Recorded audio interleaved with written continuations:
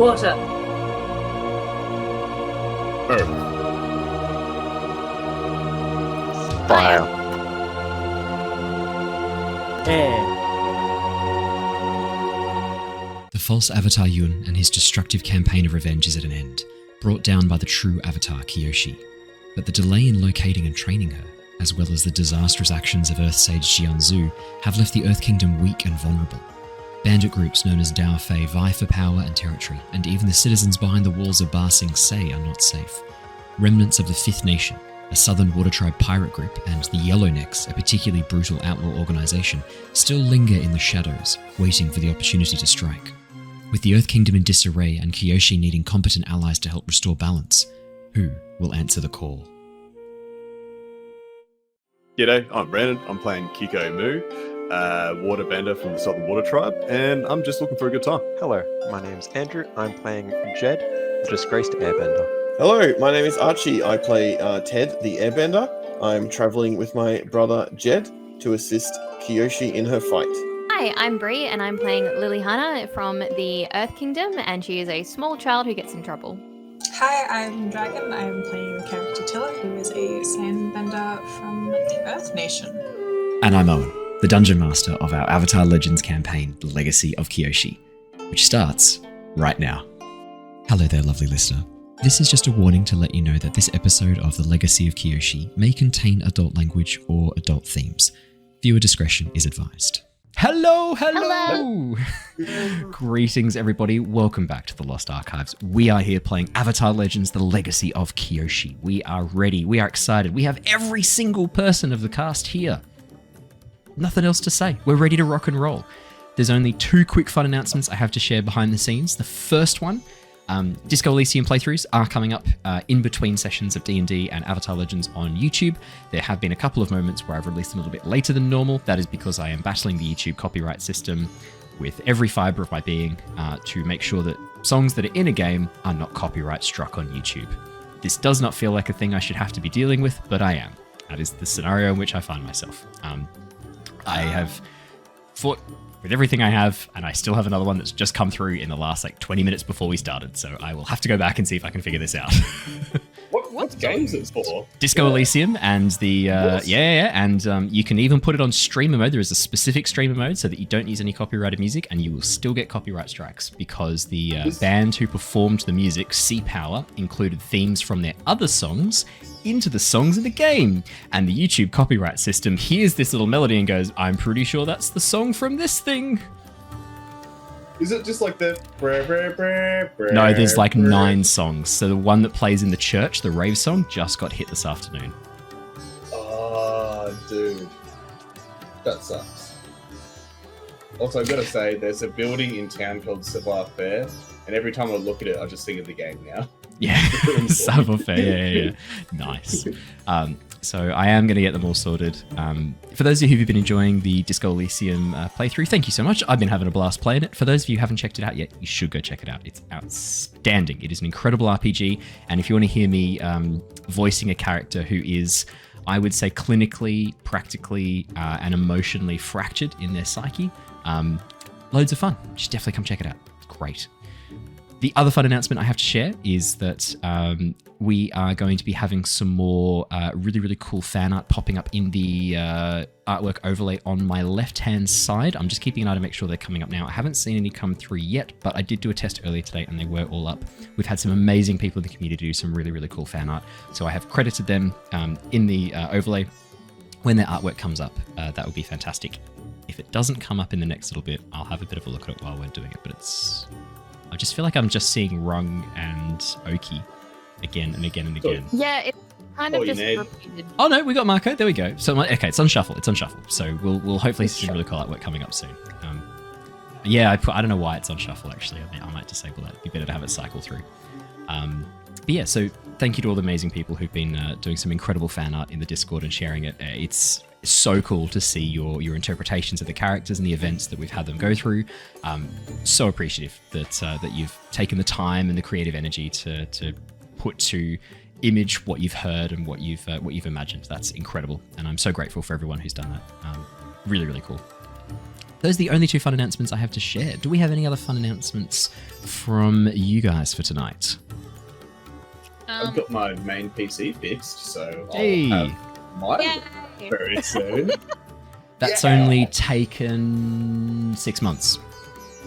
Yeah, That's well, not long. you know, it was like, thought it was a PCU thing, and it wasn't, and then I just gave up, and, I'm taking the computer shop and giving up, and turns out the Mobo was broke because they had to solder some things, so...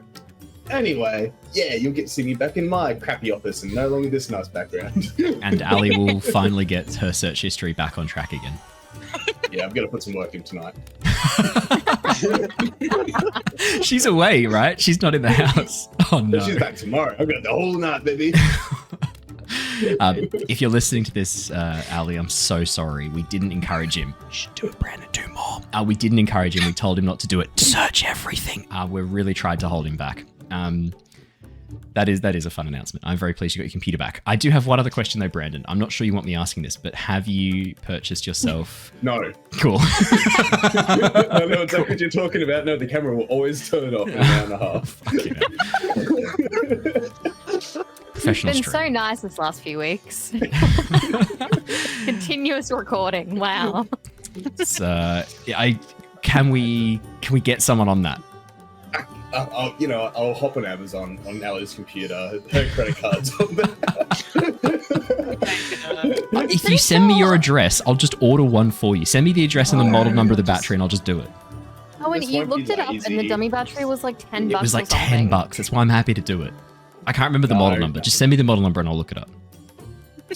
And I'll reach into my own back pocket. I I'll doubt do it that. straight. I really doubt that. I Considering really. it hasn't been done in how long? You've had Look at the years. watch. It's been Fine, actual controls on years. This is I'll just have to turn it off for like the memories when I do get one. Brandon fucking acquired the indirect modes of taxation thought, and he's just refusing to like progress it. He gets other people to purchase it for him. Any other fun announcements to share from anyone else? I think I can see. I'm finished uni. Well done, congratulations. So what does that make you now? What letters do you get to put after your name? No, You don't have to share. Oh, okay. That's a shame. Dragon I went into IT, legend. buddy. Legend. IT. I went into IT, not medicine. All right. Was So it a Dragon bachelor? 'Cause you can still put MIT. BA. I'm hearing after. Yeah. Master of IT. I'll update the overlay. Yes. I'll update the overlay with your new credentials. Bachelor is like BA or something. Something like that, yeah. So like BA, So, IT. I finished my term, and then if I pass the exam that I just did, then I'm like done. Have you passed that exam? Hell yeah. I have no idea. I did it. Oh, we might be Yes. celebrating way too soon. Everyone, retract your congratulations. Claw them back. No, don't Next do that. week, when we hear the good news, we can reapply the congratulations. But for now, I feel like you Potentially. took them under false pretenses. No, chat, do not congratulate yet. It's too soon. No, but you are give it to me. Congratulations. I You feel are like free from uni when now. I said claw those I am free of congratulations uni, back, that is that's true. when people started writing congratulations. Oh, 100%. Well, it's the time difference, you know. Ah, fair. Okay, fair enough. Delay, buddy. It's fair enough. I don't know why I don't have a really high latency. Sorry, a very low latency on this, because it's not like it's very. There we go. People are fixing it now. Yeah. It's not like I don't have. Like it's not like this is a very process heavy thing running two Chrome. Well, what am I going to say? Two Chrome browsers is a very You heavy have two curved process. things open. That is, Yeah, it is a very heavy process. that is the answer in of itself. That's exactly right. Awesome. Were there any other fun newses? Dragons is a medium news until we actually hear the results of the final exam. So that's just Fuck you.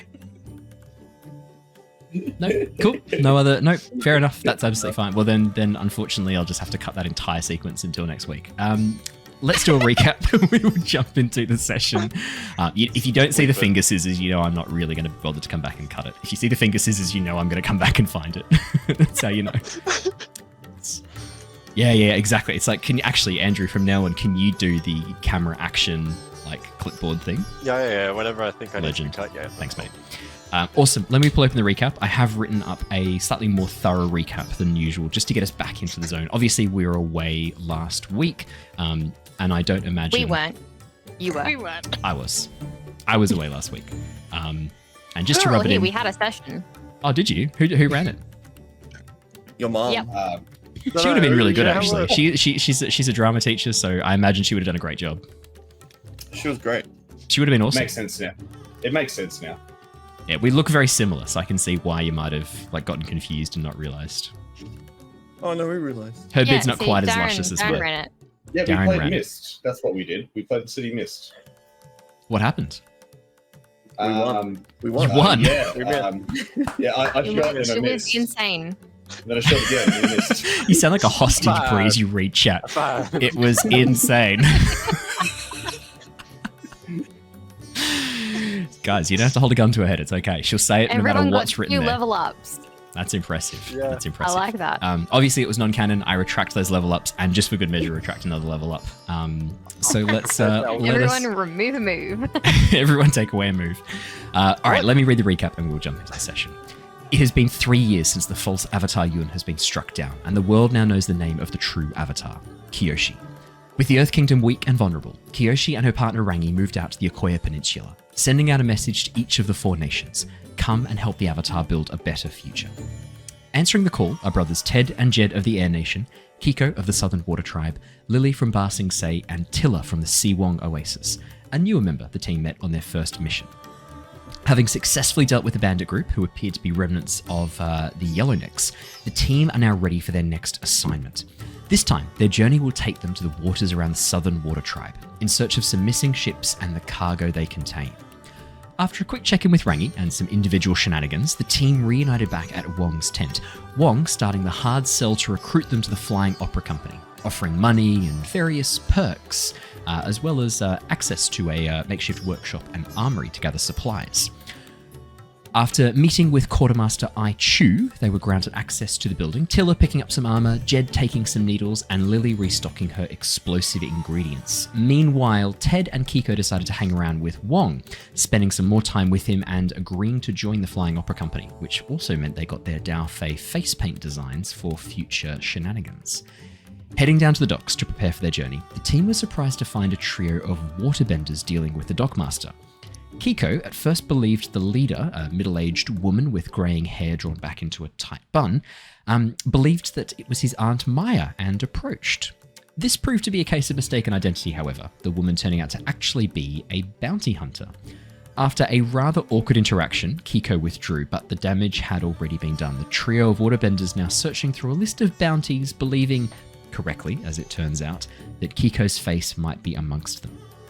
With the revelation that Keeko is a wanted member of the Fifth Nation, Lilly sprang to action, ingratiating herself with the waterbenders, Yara, Koze, and not Maya, in an effort to try and steal any evidence of Keiko's crimes. After a little bit of a rocky start, Lilly and Jedd were both able to convince the waterbenders to take her and her companions to the Southern Water Tribe. Learning these 3 were also on the hunt for Fifth Nation remnants to bring justice at the Southern Water Tribe, Lilly managed to steal the wanted poster containing a description of Keeko. Meanwhile, Keeko and Ted headed over to a Fire Nation schooner which had been converted into a floating shop. Greeted at the ship by a rather young-looking captain, they were ushered below to peruse the various clothing options, Keeko needing to replace his ex-Fifth Nation garb rather urgently. Keiko's keen eye netted him a Fire Nation military privateer coat, while Ted first helped recapture the captain's parrot lizard, then freed it once more, feeling a bit of guilt. Tilla, however, decided to spend her time looking for provisions for the journey, quite a wise move, taking her into the fish market, a slightly seedier area than the docks. After a drug dealer made the very unwise decision to try and proposition a deputy with illicit substances, Tilla got a chance to meet the dockmaster, the thin, reedy man with a rather impressive moustache the waterbenders had been speaking to. After turning the ne'er-do-well in for provisions and getting on the dockmaster's good side, which I should say was a much harder task and accomplishment than you might think, Tilla rejoined the rest of the party, having secured all of the supplies and provisions they needed for their journey. We left off last session as the team reunited at the docks again, ready to depart. And that is where we left off last session.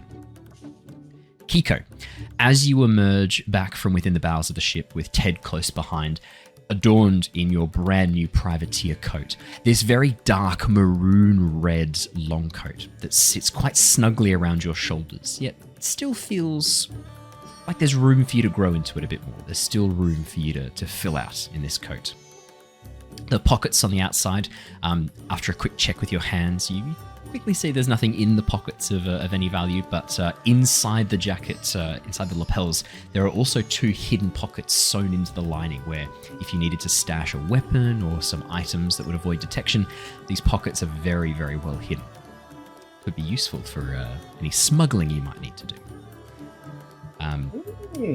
And with that, I'm going to say all of you reconvene on the docks. The 3 waterbenders, led by, I'm going to have to keep calling her not Maya because you have not asked her name. And I can see it's pissing Chad off, but there's nothing I can do. This is just, I haven't asked. As not Maya is getting all of the supplies ready and loading them up, Tilla, you emerge with the dockmaster close behind, directing many of the workers alongside the docks to start loading up the provisions that you had secured in exchange for the freedom of that rather seedy man that you had captured. I hand over to all of you. I think we've just had a storm start above me, and it was perfect timing for someone to go, no! Perfect timing. Well, I mean, I did try to throw over to you guys, but if the answer's no, nothing I can do. God's spoken. Far away, 3 figures watch from the shore as they stare down at the 5 individuals standing lost and alone on the edge of the pier. What would you guys like to do? Well, are we? Am I and Jedd still on the ship with them on the boat? Yeah, you guys are basically like on the docks with them. They were loading up their outrigger, which is it's a slightly larger canoe design. There's definitely room for more people on this. You can see that part of the outrigger's been converted to not only just hold goods, but also for 2 seats. People wanted to sit on the outrigger away from the main body of the canoe. The canoe itself actually a fair bit larger for people to squeeze into. Andrew? Look, I don't know where I got the names from, but I spelled them completely wrong, so it's okay. I have the 3 bounties, correct? You have I don't think 3 random bounties.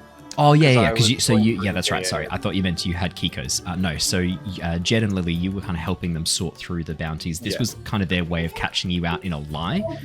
The fact that Keeko was a member of the 5th Nation, that you knew him, but Lilly, you were able to successfully pocket the description of Keeko as a member of the 5th Nation. So you currently have that on you. Jedd, you have the 3 random bounties that you took out of the pile. Just making sure. Yeah, then I think myself and Sunflower. Sorry, whose bit is this? I'm stealing it so you run out of flowers. I have 73 flowers. Well, then me and Eucalyptus. Is that how long this campaign's going to be? Have you just called the length of the campaign there? How many episodes? Yes, correct. Yeah, each episode name is going to be a different flower. We'll just still be going through them, like near the boat or on the boat, waiting for others, I guess. Yeah, because you were still being handed them by. I swear I got their really names, but dumb. What do you have for their names? I have. Oh, wait. Ko's? Yara and Ko's? Ko. I'm just going to tell you because this is infuriating Yeah. to listen to. Yara and Ko. Ko's is his full name, but it's pronounced Ko. So Kose, Ko. but pronounced Ko. I thought it was Yara and Friends. Like, I just remember Yara he was Company. really Yara. dumb. He's dumb. Yeah, he's the muscle. Yeah. And Yara's one who's Well, we're on like, a just shut up and use your muscles Yeah, yeah. like you're supposed to. Yeah. See, I can Is remember, your game like, face voices. ready, Jedd? Yes. Are you sure this is what you want? Yes. Yeah, that was the voice. It's Yeah. Okay, so yeah, we would still probably just be hanging out with Hanging out, them. waiting I'd be walking for up with, the leader to return. Oh, I'm on my way. No, not you. We're on our way. Ted and Keeko walking down the pier. Everybody that you meet. Why does the phrase wet-nosed bandits pop into my mind? Who was the wet-nosed bandits? Was that you? Were you the wet-nosed bandits? Yeah, we are. What did you do to earn that title again? Kikanori Wetnose. Oh, that's right. I remember now. That was his fake name. That's right. I'm back. Yeah. Oh. Yeah. I remembered it as well. I'm gonna be walking up with Ted, and I'm just gonna be like a little bit behind him. You know, not gonna be leading the pack. If there's You collar are in on a this spiffy jacket- captain's coat. I have to say, like, it's tough work. Inside your head, Keeko, you hear like, "This jacket's pretty nice. You should probably be in front." Yeah. I'm gonna listen to that voice. No, like, at first I'm gonna hang back and I'm just like, you know what? They don't know who I am. I'm kicking Ori right now. I'm just gonna little collar up, walking up, wipe my nose. I remember now. It's all coming back in a horrific flashback. I don't know why I brought that up. I could have, maybe if I'd been quiet, we might have lost it. It might have been gone forever. No, Oh, yeah, I no, remembered it. Oh, you had? Okay, well, I'm happy about that then. Yeah. Walk up to the boat. Hey guys. As you walk up, Ko turns around, sees you, looks down, looks up and goes, "That's a balling jacket." Cheers, man. It was like stuff my nose a little bit and give a little fist bump. Which hand do you wipe your nose with and which hand do you offer the fist bump with? I feel like I need to know. Exact Same hand. Same hand. Like it's on the top, and I fist bump at the front. So Oh, I'm not everyone being knows germs can't travel. The one mode. Yeah. Gravity certainly doesn't Oh, pull yeah, things oh, on top downwards. As you go to fist bump, Ko immediately joins in. You watch as Yara grabs his hand and goes like, Ko, he just wiped his nose with that hand. You might want to. Oh, sorry. I just water bends water in my hand, just vortex it like. Can I airbend his like hand to dry it?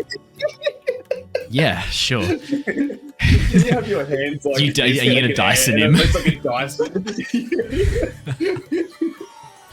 As you Dyson his hands dry, Ko goes in for the fist bump. Keeko, as your fists connect, it's stronger than you were expecting, but there's a sense of support. There's a sense of confidence there. Ko, he's a bro. He's with you. This is a man. This is a brother in arms. He's a mate. You can trust Ko. We like her. Hey.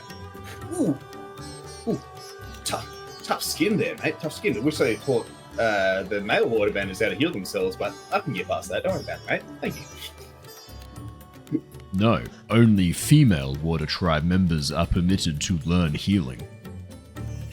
Yeah, but sometimes it'd be nice if like you could just give yourself a little quick patch up. Not a full heal, but just like a little, sore muscles, lifting all day, cramps. He looks at you really confused. Don't. It's fine. We don't need to know how to heal ourselves, I guess. I'm just gonna find a seat. As you sit down on the raft next to Yara, the spare seat on the main raft, as Yara sort of turns and looks at you, she looks back at the stack of papers. You can see she's unsure how to proceed. At this point, Lilly, Jedd, you've spent enough time with Yara and Ko to know that Yara's pretty confident that she is going to find Keeko's description in there. But she hasn't, and she's flicked through twice now. You And watch as I'm she- even holding up papers as well, just like looking between the papers and Keeko, like, no, that's not it. You can see her struggling, and you watch as she sort of flicks through one final time. As Keeko sits next to her, she slowly pulls the lip of the bag over and seals it shut. And looks over and goes, "I could have sworn I saw his description in there somewhere. Maybe I imagined it. I think I owe you a apology, Kikonori. I was convinced that you matched the description of one of those Fifth Nation remnants, and I have been treating you with disrespect. I am sorry." I'd wipe my nose, sniff. That's okay. I get it. I get it a bit, People always, for some reason, it's because you wear some clothes you find at a thrift shop somewhere and it's Fifth Nation. Everyone thinks you're a Fifth Nation rebel. I get it. It's okay. If it helps, I can look through the papers with you. Maybe if I don't know, find something cool. I don't know. Like, what did they say about that other person that makes you think it's me? Like, they're handsome, drippy nose. Super cool. You watch as she pauses for a second as you describe a criminal who you're trying to convince her is not you. As you describe that criminal as handsome, drippy nose, super cool. Sit there going. I don't know what your plan is here, Brandon, but if it's to incriminate yourself further, it's working flawlessly. She pauses and full on looks you up and down and goes like, no, it's probably best I keep the documents, as they're sensitive documents. And with that, she reaches over Jedd and sort of takes whatever you've got in your hand away and puts it back in the bag and seals the bag shut. That's okay. Couldn't be him I then. get it. It's just you're really weird about this whole situation. It makes me suspicious. If it helps, he's just really weird in general. That's true. But it's not every day you get someone saying Like you're we a criminal. walk into a random village and he pretended to be an investigator. Well, like, no, out of not no reason. pretended. No, You know how Ko's like really dumb? Yeah, he's our Co. Yeah. no. Ko's cool. 10 Ko, seconds you're later, cool. Ko goes, "Hey, just because it Yes. takes me time to process all of the input doesn't mean I'm dumb." Do you relate to that? The output Well means said, you're dumb Co. though. Well said. He's just well thought. Ko won't put an idea out there he hasn't processed. I respect you, Ko. You do the opposite. Yeah, but we're all different. Different levels of Co. Got it. Alright. Different levels. No, the two sides of the same coin. It is. It's two sides of the same coin. Yep. Exactly. Really dumb, dull coin. Yeah. Oh, definitely. It's at that moment Ko suddenly stands up and salutes, causing the entire raft to rock back and forth dangerously as water splashes up, getting onto your clothes, splashing against your hands and face. You see that he has stood up very suddenly because not Maya has returned from speaking with the dockmaster. As she strides down the gangplanks, she pauses for a second and looks down at Keeko in his new coat. Gives you a look, Keeko. As you wave back really cheerfully, she sort of leans in to Yara. Lilly, as you are sitting right there, you can hear this. So he has changed his clothes. Does he think this has thrown us off his scent? What were you able to find in the pouch? Were you able to find anything of note? You watch as Yara sort of looks back and forth and shakes her head, very almost like imperceptibly shakes her head. Not Maya sort of like nods slowly and goes, "Well, we have made an agreement to take you to the Southern Water Tribe. We are now going to make good on that promise. There are a few rules I need you to follow while you are on my boat. I am the captain. You will follow what I say without question. If I tell you to run to one side of the boat, if I tell you to reach over the side, if I tell you to start bailing, you do these things without question, without hesitation. If I tell you to abandon ship, you do so without hesitation. Do you understand?" Yes, ma'am. Aye, aye, Captain. Yes, not Maya. As you say yes, not Maya, she pauses and looks at you. Maya, Yeah, that I was the walk name away. I you walk called away. me. Kiko Nori. Who is this Maya you speak of? Why do you think I am her? I am not. My name is not Maya. Yeah. Ah, No. I called him not Maya. sorry, you just looked a lot like my aunt from behind, and I kind of thought you were just here. But you're not. So what do you want? Oh, Brandon, we could have kept that going for at least another hour. As Keeko asks her name, she nods and goes, "Kyo, if you must know." K-I-O-U, Kyo. Keyhole. Kyo, K-I-O-U. Captain Keo. Rear Admiral Kyo. No. No. Boatmaster. Yeah, everyone like typing her name down. I thought that was gonna chat. write Captain, I but thought I wrote could hear Boatmaster. chat typing finally in all caps.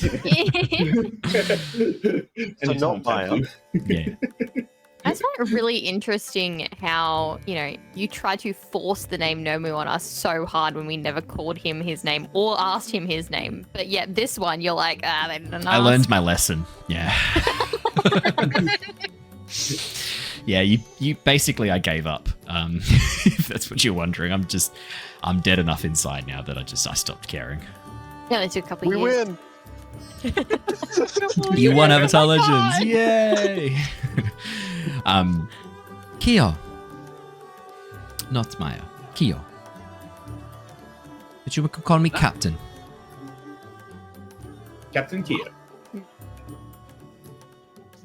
So- I like the sound of that. It's good alliteration. I see we have more supplies coming on board. The Dockmaster tells me that you, as she points towards you, Tilla, you have the makings of a law woman about you. I do. These supplies are for this trip, for all of us, or just for you and your companions? Are these to be shared, or just for you? I've The seen her original- eat. She can put it away. You watch as Kyo nods, and Ko next to you goes, "A healthy appetite shows a healthy mind and healthy attitude." And looks at you with respect and says, "Respect." Cool. And I just give. And then looks back Puppy at a Lilly and little goes, fist bump. "You don't look like you could eat a lot." Good at me. No, looks at Lilly. Oh, okay. Why? Because I'm short? Yes, your body is small. Aw, thanks. Stop it. Your mouth is too puny to fit anything of real substance. I That's bet you probably a could good thing at barely my eat age. seal blubber. Blubber doesn't sound very appealing. As you say that, you watch as a change suddenly comes over Ko. A split second later, Yara and Kyo both seem to notice this as they watch his expression shift from this kind of like deadpan that he's done the whole time. His eyebrows slowly raise and his mouth moves into a little bit of a smile. As both Kyo and Yara go to stop him, you hear unleash from Ko's mouth. Seal blubber contains many essential nutrients for the growing body, many proteins, amino acids, and required elements of good digestion and muscle building. As he continues to go forward, you watch as Yara reaches down, freezes water in her hand, and slaps it across his face, freezing it shut. You hear from behind the ice.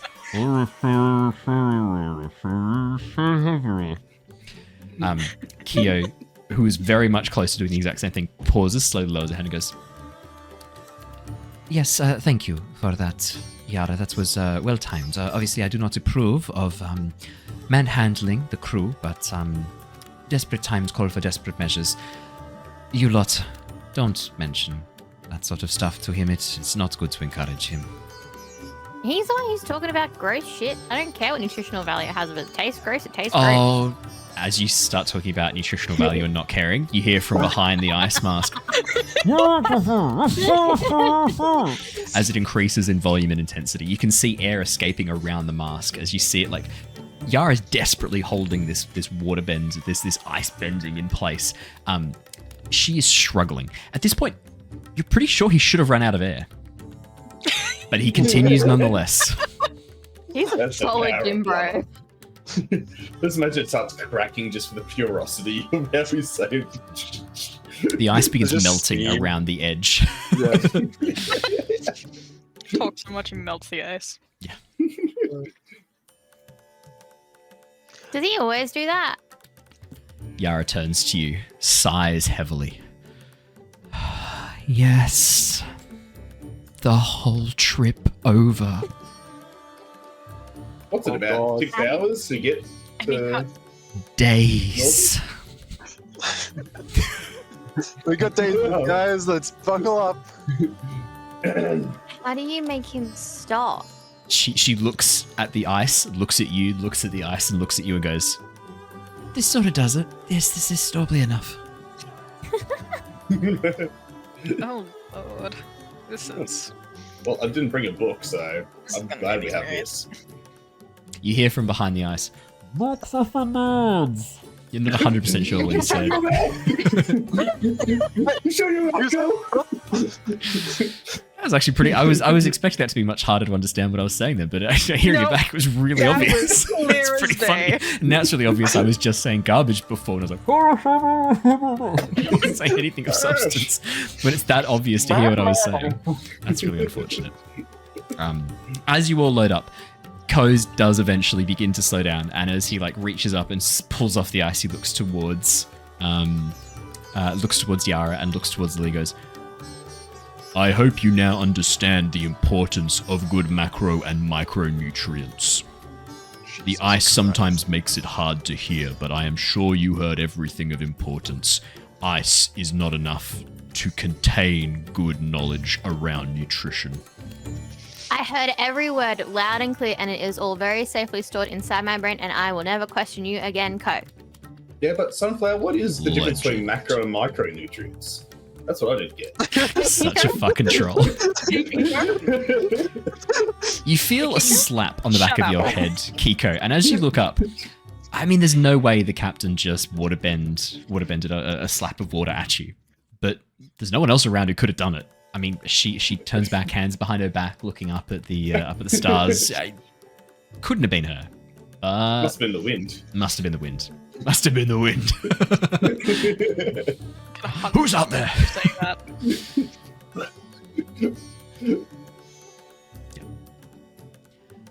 I'm going to assume that there's nothing else you guys wanted to do around the docks, that you're happy to load up into the boat and begin the journey across the waves. Okay, brilliant. I'm guessing when we're on the boat, there's no way of having like a private conversation at all.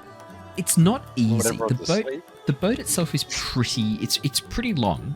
The canoe is much longer than your average canoe. So if you were at the back whispering versus at the front whispering, I don't think you'd be able to hear, especially over the sounds of like the wind from coming off the water, the water bending behind. I mean, at this point, you watch as Ko gets to the back of the boat and then begins spinning his arms like a windmill. As he does so, the canoe immediately takes off at top speed, only slowing because Kyu has to go at the front and like slow using water bending to basically reduce the speed at which the boat is moving, so that it doesn't just flip up when Ko does this.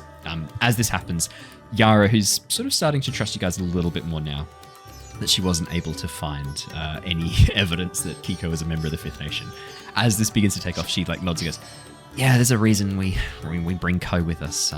He's actually a pretty powerful waterbender when you focus him right, and this is something he can do." He looks at the horizon and moves his arms. Boat moves forward. Pretty straightforward. How big So, are the like- waves he's making, like the weight of him moving the boat? Keeko, could you please roll me a skills and training check? I want to see how much you can glean about Ko's waterbending from this. Absolutely. While he's doing that, I'm just like, so could you hear him talking the entire time he was doing that for the trip over, or did it take days because he stopped doing that to talk? I feel like he can't do both at once. You'd be very surprised. I mean, the first time he did it, we sort of just let him go. Mistake. He doesn't stop.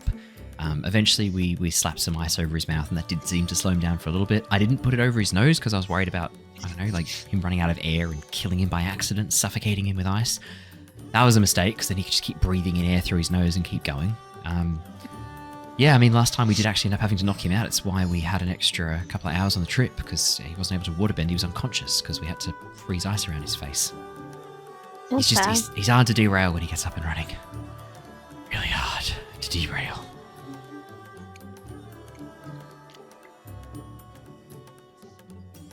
So what about you guys? I mean, sorry we thought you were Fifth Nation remnants, or still do think a little bit you're Fifth Nation. As she looks over at Wait, you, Keeko. Wait, That's okay. No hard what's- feelings, what's- I guess. But what's your story? You haven't really told us why you want to go to the Southern Water Tribe. What is it there that you're interested in? What are you getting out of this? Yeah, all of you. We're looking for some supplies. supplies. Well, Supplies. We've been What? sent on a mission. Avatar wants supplies, we hit the call. Ah, One of their boats went missing. We're trying to see if we can find it. oh. Talk to Kyo about that. I believe she was one of the people who first went out on a search mission. They didn't find much, though. This is before we departed to bring some goods over to Yokoya and head up towards into Chameleon Bay. Yeah, it probably is worth having a chat to Kyo. She might know more. Thanks. Sorry, I'm going to pause for 2 seconds because a new user has entered the chat. It's, oh my god! it can't be, right? No way is that actually your mum, Bree. Let's go! We've had someone with the username Bree's mum join the chat. This is the best. First off, even if you're not Bree's mum, fucking amazing work. Especially if you are Bree's mum, still amazing work that you've identified yourself as the only defining feature of you is that you're Bree's mum. Bree has gone so bright red. If you're listening to this on the podcast, this is a really good opportunity. If you want to see, I guess if I was going to go to Bunnings and ask for a paint swab, I would call this fuchsia. If you want to see Yeah.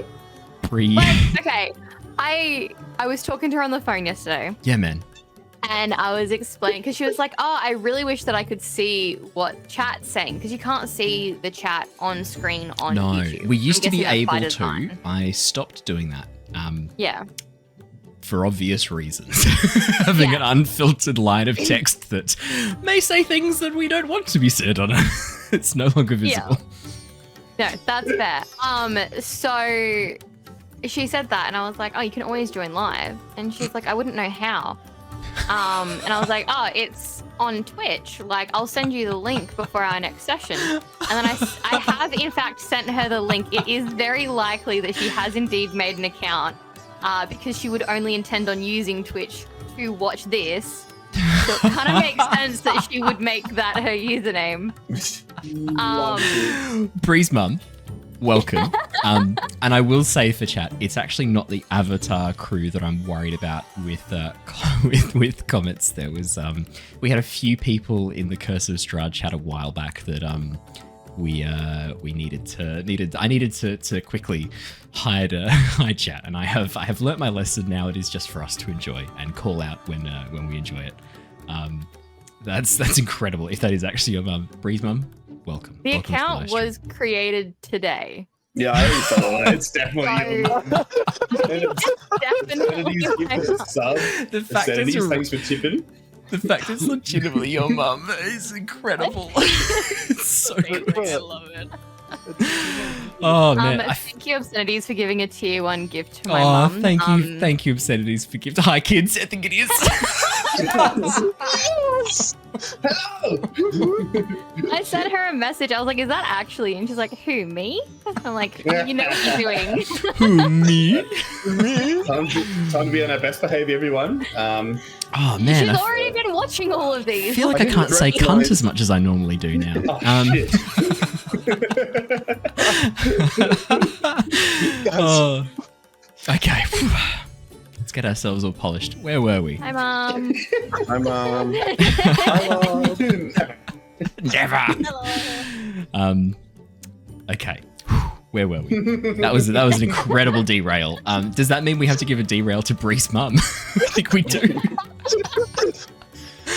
I haven't even been doing Go on to Bree's tab. I have to say, if you had asked me what was going to be the first major derail of the campaign, never in a million years would I have said, it's your mum entering the chat with the username Bree's mum. I would not have called that.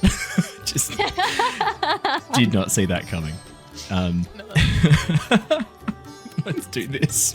I do, just real quick, the next chat messages, I would like to point out her first words were her encouraging shoving a grenade in Ko's mouth. Yeah, that's true. Yep. Yeah. So when I said that my mum was proud of me for putting a grenade in someone's mouth, I wasn't lying. Yeah. Yeah, it's true. Why do you sound so sad, Archie? Bree's mum, you're awesome. That's because it is an awesome idea. War crimes run in the family. They do say psychopathy is inheritable. I mean, awesomeness. Yeah. All right. What were we talking about? That's fully derailed me. Brandon did a roll to see Brandon if you rolled could figure out how high the waves. Yeah, That's I rolled high right. as well. So What'd you don't get? have to That's a check it. 4. Keeko. Keeko, for some reason, you just can't help but think about Maya. His muscles. She's not here. Oh my. Oh, his muscles. We can go that if you like. Easy. Keeko, for some reason, you just can't stop thinking. Can't stop thinking about Ko's muscles. I mean, he is a perfectly sculpted Adonis of a man. His muscles have muscles. There is definition on his muscles that would put a dictionary to shame. Like that, yeah. He is. I'd say it'll come. Just thought of that then, and I'm really proud of it. And I was hoping for more of a reaction, and I didn't get it. Took a second. Give it a second. It's a slow burn. This is a very, very well put together gentleman. Underneath his fur coat and tunic, I mean, you can see every time he rotates these incredible biceps, this ripple of movement go across his chest and down towards his stomach. This man must be incredibly well put together. And it is very distracting, Keeko. I mean, you found some grabs on your attention, some hooks on your attention recently. That lovely young man that you met in the village of Koru, now Ko, you're finding that it's so easy to be distracted by a very attractive man. And this is no exception. It is somewhat ruined, however, as you slowly lean forwards, your eyes wide. From Keiko's perspective, time seems to slow. You see the swell, you hear the swell of music as this spray of water goes across and creates this beautiful soft focus. And then a clump of kelp in the waves splashes up, smacks you in the face, dousing you with cold water. With your mouth partly agape, you feel something slimy and wet force its way between your teeth. You swear it's moving. As you pull it out, it is just the kelp. But as you sort of throw this thing overboard and pause for a second, trying to wipe down, you look up, praying that Ko hasn't noticed. He has. As he looks down at you, dripping wet, spitting out seaweed from your mouth. You hear Ko, as he looks at you, goes, "You're wet." Thanks. I mean, yes, I am wet. Was that me? Did I make you wet? No. Maybe. How hard were you pushing those waves, Ko? I need to know. How many? Pretty hard. I only ever do things hard. What were your macros for today? You did ask. You had to. From the back of the boat, you hear Ko and Keeko launching into a rather animated discussion about macronutrients. I will not do it here, mainly because it cannot be a full session of Ko just monologuing, and partly because I genuinely think Brandon would engage in that discussion with me. And I don't think we can make a whole session about that. I know you've got a biomedical degree, and I know you can teach me about macronutrients. Not doing it. Absolutely not. I am only here for vague and obscure facts. I am not here for nutritional advice. Damn it. As Keeko and Co have this... Keeko and Co is a great name for an agency. Yeah. Gotta say, Keeko and Co. I was gonna make the name with when they're like two sides of the same coin. I'll be Key and you be Ko, and I'm like, Keeko that's Ko. two of the nose. It sounds like a Dragon Ball Z move, Keeko Co. It does, doesn't it? Keeko Co. While that is going on at the back as they are discussing this stuff, what would the rest of you like to do? Ted. Hey, Dad. Do I Who's at answer? the front of the boat? How do I deal with this? Who's holding down the front of the boat? Kyo is at the front of the boat. You can see that she's using her waterbending to basically maintain the boat's direction. She's also using it to move any flotsam and jetsam in the water out of the way. Can I go and talk to Captain Keyhole and ask if I can help her? No. Because she's doing that to keep the boat down, right? Yeah, she's also using it, also ballasting the weight, right? Because you guys are sort of in the middle. Ko's quite a large lad right at the very back. She's there at the front to also I just ballast. feel kind of useless, so I wonder if I can help her with my airbending to hold the boat down. I can't see this going badly. As you approach Ted, you watch as she pauses, turns around and nods as you approach and goes, "Ah, yes, the Airbender. It is nice to meet you. I do not think I caught your name earlier." Ted. Ted. Ted. Strange company you travel with, Ted. I'm still not entirely convinced that your companion Keeko Nori is not a member of the Fifth Nation. I find it odd I don't think he is. You do not think he is? I don't think so. And are you a good judge of character, Ted? I'm an airbender. I was a nomad. Did you travel much, meet many people? If you were not one of the reclusive monks who stayed inside the temple, I would be more tempted to believe that you may have a better judge of character. But if you were... We've been out for a while. Yes, you and the other one, the one who hides his robes underneath this green and blue and has grown hair over his tattoos.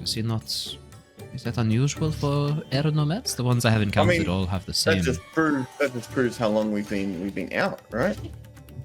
Yes, I suppose it does. So, are you a good judge of character, Ted? Gross. I believe so. Well, I am willing to concede that if you trust this Keeko Nori, then maybe there was not to this but mistaken identity. Maybe we mistook him for someone else, just as he mistook me for someone else. It's not the craziest thing I've heard. It can go both ways. I think it's just a bit of a misunderstanding on both ends. Very fair. So, you seem uneasy on this boat. Is this your first time traveling on the waves? Not my first time. I just feel kind of You hear like a quiet humming from behind. It literally did the ice thing in real life. yeah. I just feel kind of useless at the moment. Was that Ted or was that Archie talking? Hard to know. It's hilarious. For those of you who are listening to the podcast and are unsure what's going on, how would we describe the situation in which Archie finds himself? There's a small child that he's putting his hand over the face of and trying to muzzle. It's a very interesting way to describe it. Bree. Man smothers child. He has a daughter. Like, I guess that's an important detail. That probably is the A context. child. It's not some random kitty smothering. No. That's tomorrow. They stay in the basement. They stay. And I didn't have to deep fake that or anything. He said that all on his own. You surprised though? It's Archie. Yeah, true. I mean, Ted, kind of sounds like you're thinking about. You said you were going to help out with the bending. You wanted to try and assist with keeping the boat down while she's sort of there continually waterbending. Did you want to use your skills and training to attempt to do a bit of airbending to help keep the boat on track? Yeah. Yes, please. He is now being licked. Which is not a phrase I ever thought I'd say out loud on this stream about another human being. Family episode, isn't it? This whole episode is a derail. 13 absolute success. Ted, despite how distracted Archie is, Ted is focused. He is on this. There is nothing that's going to break his stride. The cold, wet striking up against his face, that's just the water. It's the spray of the water. Ted is in the moment fully. If anything, Archie, this is helping with the immersion, and you're just focused so beautifully. As he's shaking his head. As Ted begins to airbend around the front of the boat, Ted, it's not even just about keeping the boat down.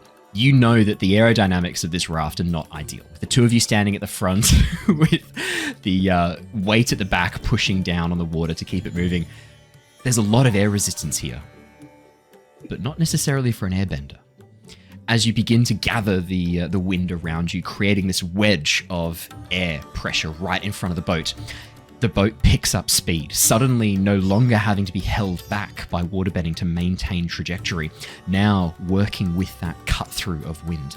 As the boat begins to speed up faster and faster and faster, you watch as it slowly begins to rise up for a few seconds and then gently tip back down. And as each wave crests over, the boat no longer is dipping down in between each wave. It's cresting, from the top of each wave to the top of the next one. The wedge of air in front creating this buffer of speed, preventing that deceleration from wind resistance.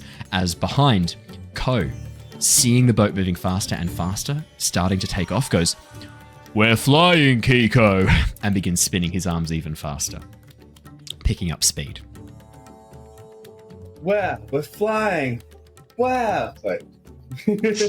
I could show you the ocean, Keeko. Wow, I've never seen the ocean before. Shining, shimmering, wet.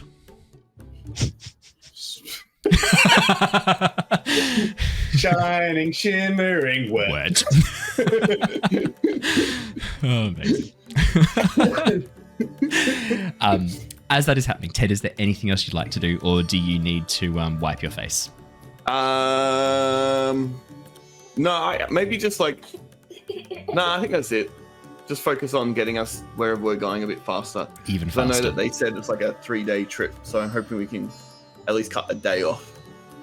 You are moving very, very quickly. The only thing I'll also get from you, Ted, is if you could mark a point of exhaustion.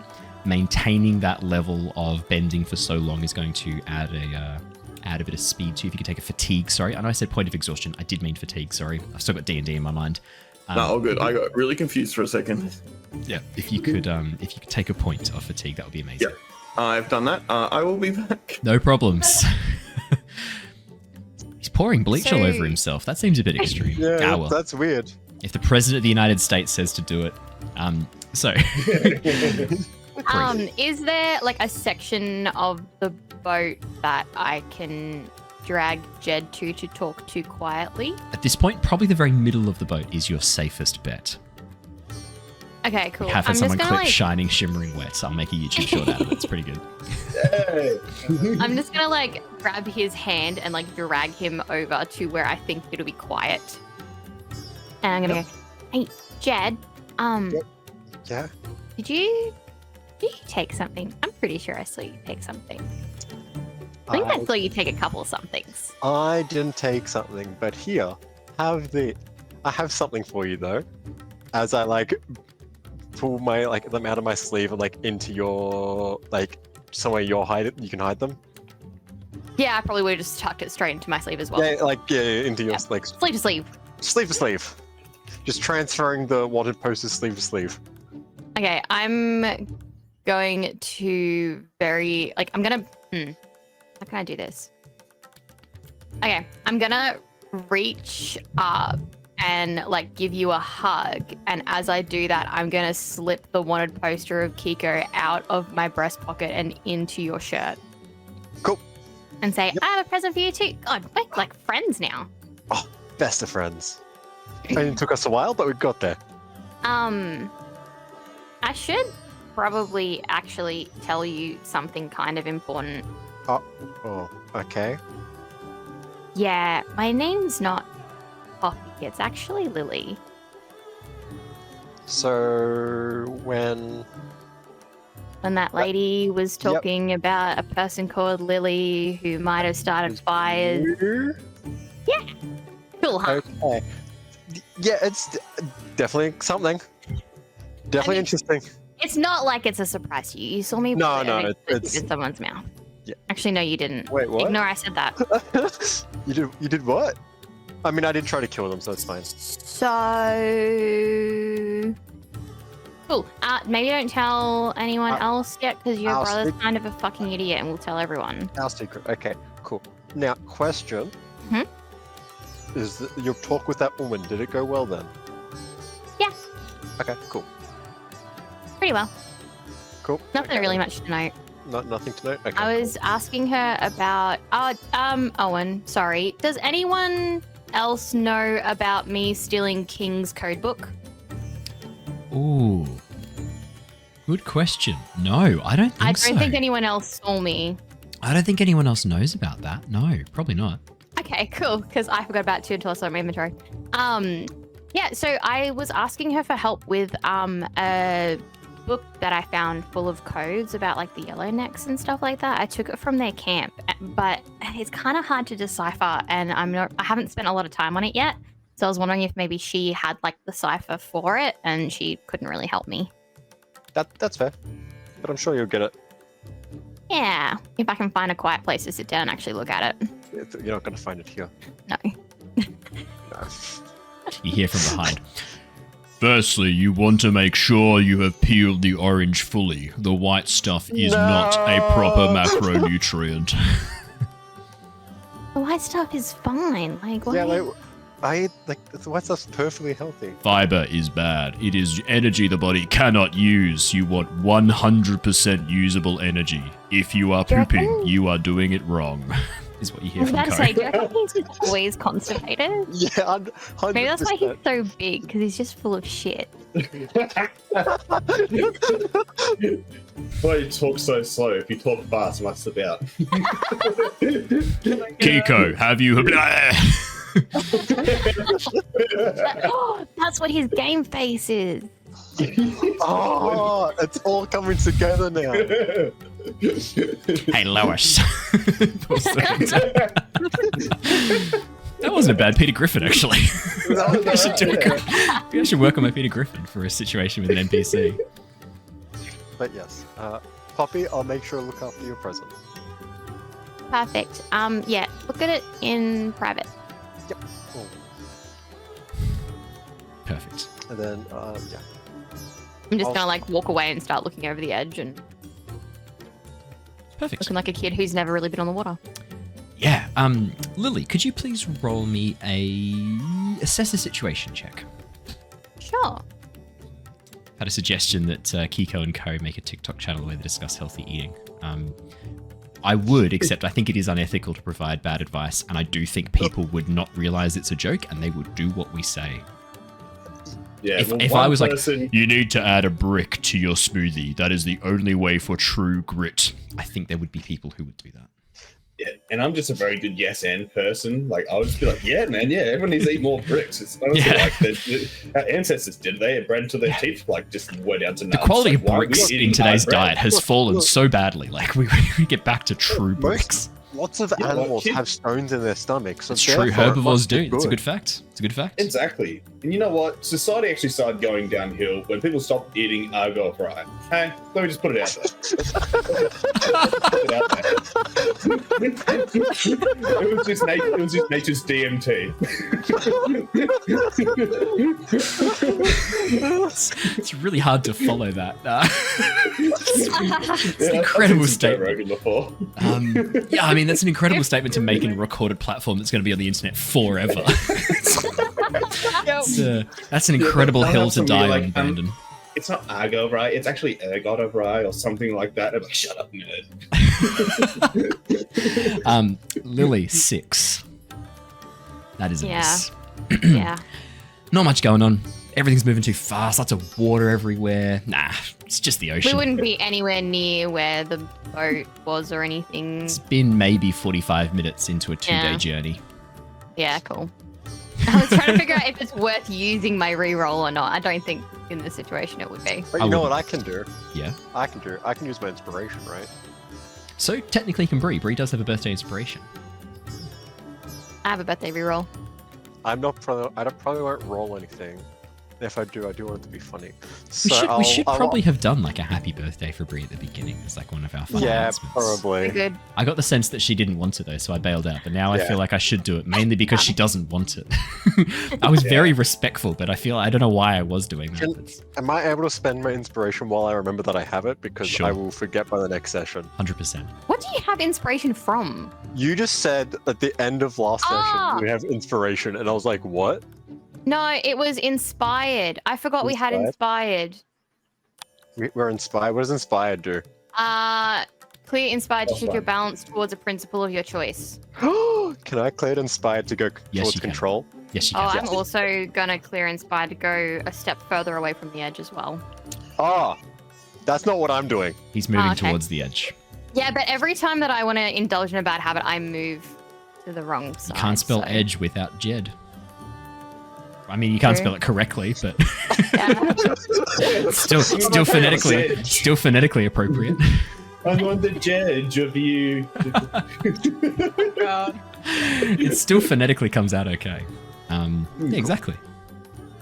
Oh, you can just have I'm EDJ all or good. EDDJ. Just move the J to the end. Problem solved. Edge, Jedge, and Jedgy. So, Tilla, while these clowns are clowning about, what would you like to do? In true Earthbender fashion, I'm Yeah. going to say at the beginning of the journey, I just kind of huddled down where I was because motion sickness. Yeah, and I mean, actually, that's a good question because so through the Seawong Desert, the Sandbenders use these. Imagine like a hydrofoil. Yeah, imagine like a hydrofoil. You know how they've got the I'm trying to remember the name for them, a catamaran. You know how they get up on the two main blades and the body of the boat sort of above the level of the water with the main sail central. The Sandbenders actually use sand sailors, which essentially are like land catamarans, if you will, which sail across the surface of the desert using sand bending. Essentially, one sandbender stands in the middle, creating a vortex of sand, which pulls in the air around it and allows the boat to sail across the sands, as long as the sand is really dry and as long as there is a bit of wind. Would they move similar to a boat on the water? No, they wouldn't. So you probably would still get motion sickness. I don't know why I had to have a tangent for that. Up and down. Definitely not like this. Yeah. It's almost the side to side that's the problem, because like sailing over the sand dunes, you're used to the up and down. It's that rotational movement too that's really starting to get to you. Nope, Yeah. not doing that. Do you want to make me a push your luck roll to see how sick you are getting from this, just for fun? God. Just for fun. Sure. I just want to whoops, know I where didn't like the do role that. playing's at. I just rolled a dice without actually. That's okay. rolling What's your plus for push your luck?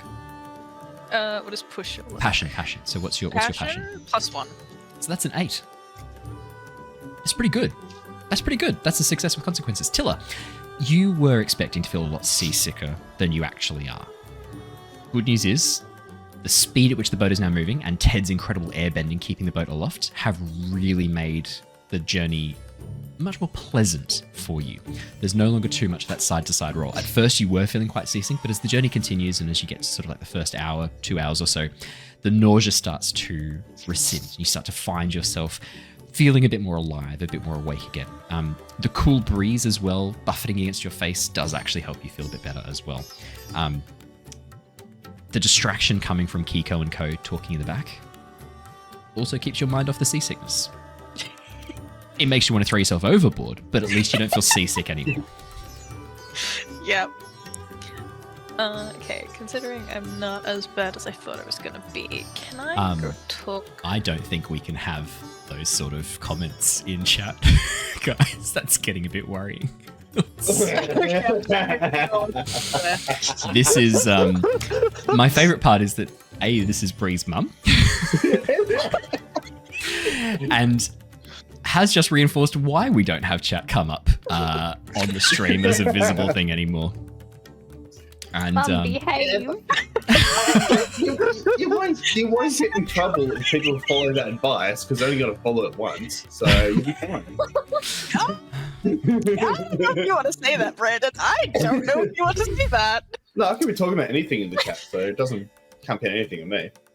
Oh, Bree, you're so red. Bree is now chair redder big on than your her face? chair. Yeah, that's exactly what I was thinking, Brandon. Bree is almost as red as Andrew's curtains. I really want to write something, but it's really not appropriate. It didn't stop your mum, so. I also love, I don't know if anyone else called it Bree's little mum behave. I love that. That's good. Yeah. I think we've got the name of today's episode. And then what I'm going to do is I'm going to draw an older version of Lilly in the background, like just create, like setting a fire, setting the background on fire. That feels appropriate. Yes. My mum and I do look very similar, so. My favorite path bump. No. You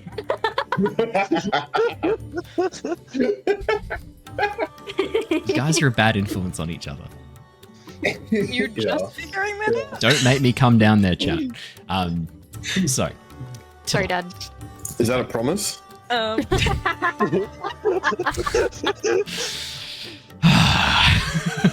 Tilla. What a great Sorry, no, your mum can't start calling me.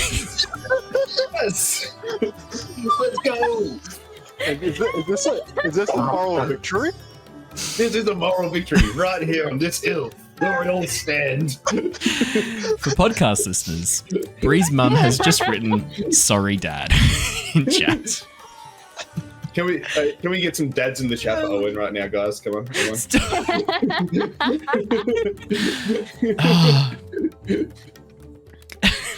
Got no words. It's just.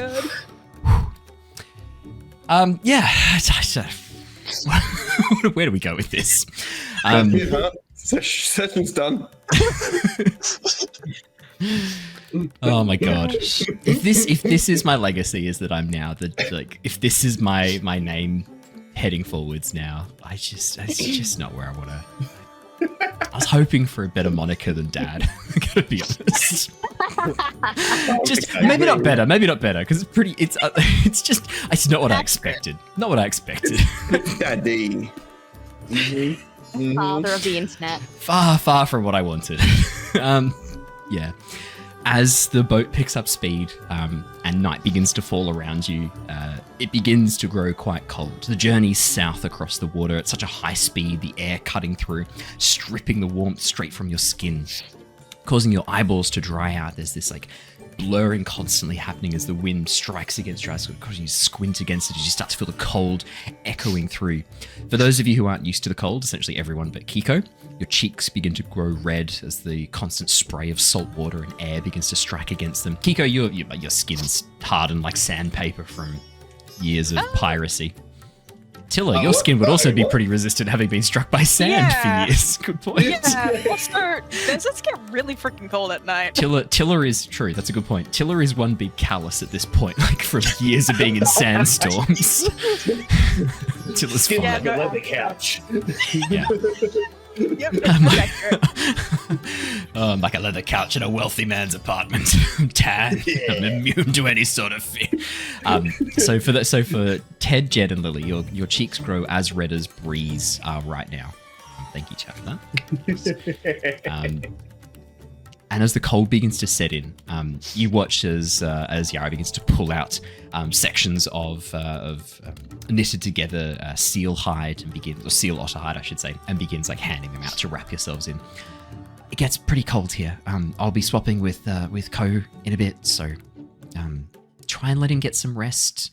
She looks over at Keeko and goes, maybe knock him out. Knock him out. I look at him, just my fist, and I'm still squaring it up how big it would be on his cheek. And I just imagine it's just not covering your cheek at all. It's not very much. Don't know if I've got the muscle power to do that. I don't have enough M nutrients. Yeah. We'll have to slow down a little bit, but for those of you who are going to take a break, your mate at the front, as she looks towards you, Jedd, Ted, he's still been airbending this whole time. Did you want to try and swap with him or give him a break? It looks like he's pretty tuckered out. His cheeks are bright red as well. I don't know why.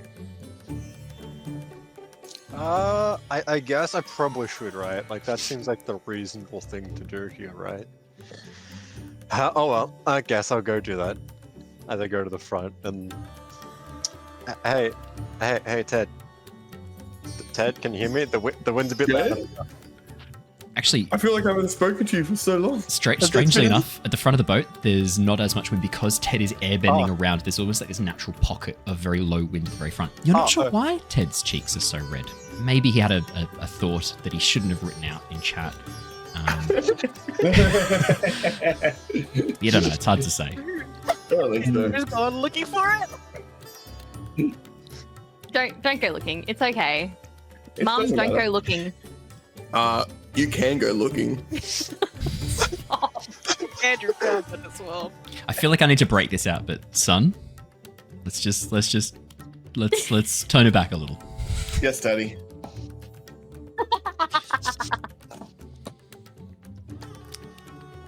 Do you want to go rest while I take over for a bit? Are you gonna be okay? Yeah, what do you mean? Am I gonna be? Yeah. Well, you're not. I'm obviously a better airbender.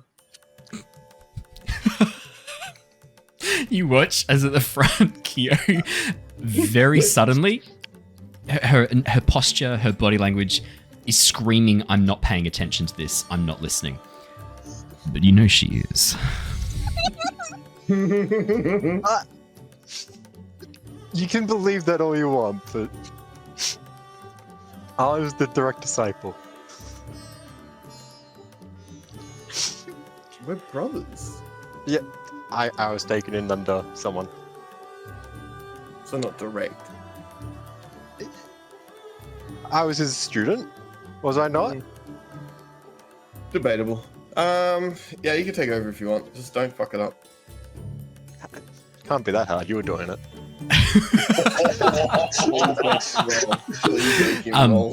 The body language from Kyo continues to maintain a level of professionalism. You do think she doth protest too much. She's clearly enjoying the tea quite a lot right now. Okay. Who's ready for me to fuck this up?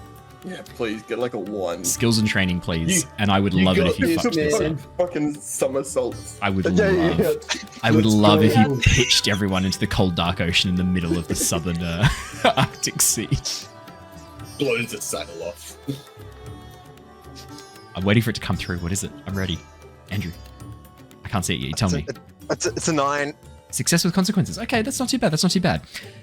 Ted, it's sad to see inferior airbending like this.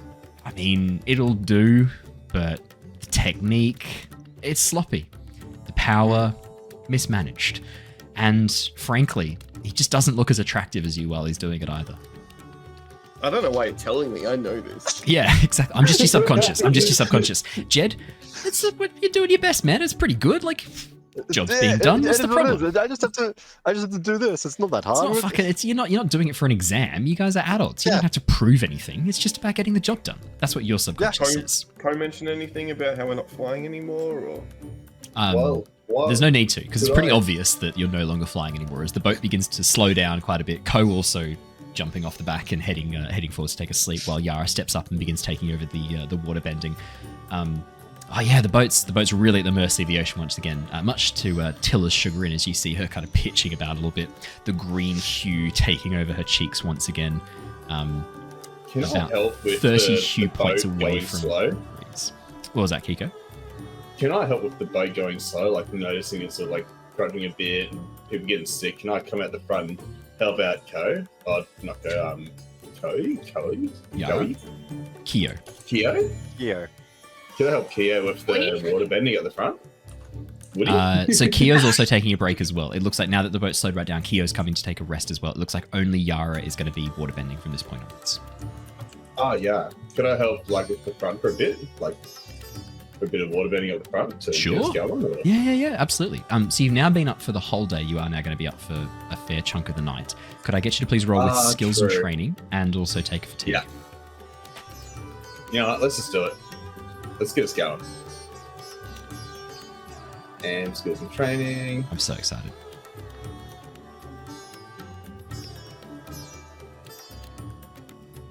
That's an 8, looking great. 8 looking great. Yeah, Keeko. I mean, it's very, very acceptable waterbending once again. As you stand at the very front of the boat, at the very bow, again, balancing that weight differential across the front to the back of the canoe. Together, you and Yara begin waterbending, and the boat maintains nowhere near the speed it was before, but a very respectable speed for the night shift. As the rest of you settle down and begin getting ready for sleep and begin getting ready to spend the night, the first night on the water, it is not the most restful sleep. The movement of the waves against the hull of the boat and the occasional slap as the outrigger on the side lifts up and then smashes down into the water. It's disruptive for those of you who have not slept on a boat overnight before, especially in a canoe, which is quite a far cry from a larger ship. But as you go through the night, those of you who have taken fatigue or have taken damage, you may reset back to 0. You may benefit from a long rest. What? Yeah, Ted, you can get rid of that fatigue you just accrued. Daddy, Yes. what about conditions? What conditions do you currently have? Troubled. I would say, how would Ted go about clearing troubled? How would he, during this long rest, how would he clear his troubled mind? How would he ease it? I know. Is the knowledge that you're better than your brother enough? Well, it does say seek guidance from a mentor or powerful figure. I was thinking about having it, like, helping out Captain Keyhole. Keeko, with yeah. the boat. Yeah. Yeah. I think that's a great idea. So helping out Keeko, I think, would probably count. While you were waterbending and airbending, while she was waterbending, while you were airbending, what would you be kind of asking her? What would you be talking to her about? Because I realize we didn't really get much of a conversation between the two of you, but that is because you had to run off and spit off your face. Yeah. For those of you who just come in and don't know what we're talking about, the recording will be fine. Oh, man. I think it just would have been just like general stuff about what they're doing here. Like very like small talk. Okay, so not sort of asking any like big deep questions, more just sort of like what's going on, why are you here? Yeah. Fair enough. As you sort of make a bit of small talk, she answers in turn, asking a few questions herself. She trades sort of information and question for information and question. When you ask what they're doing here, she reveals that normally she captains a group that go out and recover people who are lost at sea. They're kind of like a rescue corps, but because of the situation following the Fifth Nation, I mean, the ships at the Water Tribe are currently, like, you got to imagine, right, sort of 5 years ago, more than half of the Southern Water Tribe Navy just took off one day and said, oh, we're our own nation now, during Kyoshi's era, during the very like early days of Kyoshi's era. The Water Tribe, this is one of the main reasons why the Southern Water Tribe that we see in Avatar: The Last Airbender is so different, shall we say, to the Northern Water Tribe. Like, they lost a lot from that, and they never really recovered from that situation when they lost all those people and all those supplies, all those resources. She reveals that, like, because they don't have enough people to manage this stuff, she's also now working part-time as a merchant just to bring back enough food, enough supplies for her family, and maintaining trade routes that they agreed to with other nations. The entire reason this group are out here is because there was a promise made that they would deliver this amount of goods every like 3 cycles of the moon, and the only way they can maintain that is if she does this. There's just not enough people. It sounds like the situation in the Southern Water Tribe is more desperate than Keeko's let on. Interestingly, though, you now know Keeko was a member of the Fifth Nation, which means he ran away from the Southern Water Tribe during this time as well. So potentially some questions there to ask about what Keeko was doing and what was happening. She asks what you guys are up to. How honest are you being with Keeko? I think I would be as honest as Ted thinks they actually are. I feel like Ted isn't super aware of everything that's going on. That was a very confusing way to say, I'm going to be honest. Gotta say. Well, he's going to be honest for himself. Like, yeah. What his impression of the situation is. Yeah. Tell your truth, King. Yeah. My liege.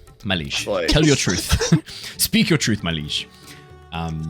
Yeah, as you, and how much information you share? Just a little bit, enough to answer the question, or are you kind of like using this as a chance to vent? I think if I was going to vent, it would just be about Jedd. What would you say? I mean, this adds context to the whole like spill the tea situation earlier when like Jedd came up and she was just standing there like, don't say anything, like listening to the two of you fight. You got us in trouble.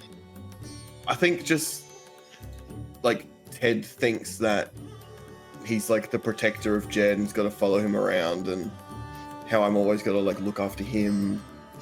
And that's why I'm even out here to begin with. Right. So a bit of resentment has started to grow. I mean... Yeah, I think so. Yeah. Cracks in the brothers' dim starting to emerge. On the one side, I really couldn't care. And that might be the source of those cracks. I'm just like, cool, my brother's here.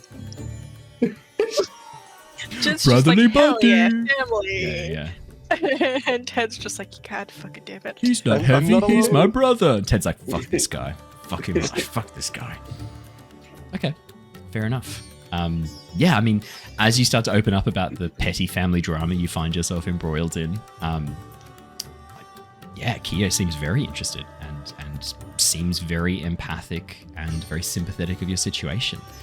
Almost as if you think she knows what you're going through. She speaks as someone who really understands your situation. And I mean, Ted, you feel listened to, and that helps ease your troubled mind. Beautiful. I do love how you maintain, gain, and then lose conditions in Avatar. It's such a good system. I just need to bitch about my brother for 10 minutes to get some health back. Let's go. I'm feeling afraid. Time to run away. I'm not afraid anymore. I ran away. Great. Oh wow, look at that. Time to go back. Deeper fear unlocked. So, as you go through your long rest, Keeko, you do not benefit from a long rest as you are maintaining the ship's passage as you are carrying through. That's cool. But could I ask about? I've got the insecure condition. Does that stay on forever? It doesn't stay on forever. We need to talk have about I taken period. a foolhardy action of some You sort have. today? I think you have. I think you've taken the seaweed to the mouth. This is from me doing the Keeko Nori. That's when I had to mark that one to use my pop it up. So have you done a foolhardy action after that to clear it, or have you done anything that otherwise would clear insecure? So the way we're kind of using the conditions is there's two examples to clear a condition. One, you can act on the impulse, or you can do what Archie just did and act against the impulse in that situation because he was troubled. Yes, he sought guidance, but he eased his troubled mind by having someone reassure him and understand and listen to him and hear him. So I'd say for insecure, you could do a similar thing, Keeko. You could act on the bad impulse. You could let the sleep paralysis demon win, or you could act in a different way that maybe would go against that. So let's see. Have you done anything that would make you feel less insecure? Getting slapped in the face by a spray of seaweed while Ko looked down at you probably didn't help. Yeah, now you say that, yeah. But I mean, you've got time while you're Waterbender. I think potentially getting away with my lie as my second life as Kikanori in a way. That would make me feel more secure in myself. Your jacket. Your new jacket. I was about to say My the jacket. I was about to say, because when did he mark the condition? Was it before or after he Before got the the jacket? Because I feel like That the was jacket before. is empty. Jacket is. Yeah. I That's would it. feel a Brand lot less new insecure in that privateer. jacket. You would I feel went sad fly. shopping. Yeah. I felt down. I went shopping, treat myself a little bit. You now felt I feel insecure. fly. You got some assistance from some clothing to boost your ego and boost your self-esteem again. Absolutely. You may definitely remove insecure. got some drip. Nah, perfect. Isn't Thank your you. username Dripic on things? Usually, yeah. This one's my old name, Madokin Man. But usually I'm Dripic. So I got drip, bruh. Oh god. Cool. I don't. So, The very sarcastic cool was fantastic. I don't know what you're talking about. Is that where the idea for wet nose came from? I think so, right? Yeah. Yeah, everyone loves drip. Not when it Yes, comes to nasal secretions, I would say. Yeah, you're right. Especially in a You're right. post-COVID world.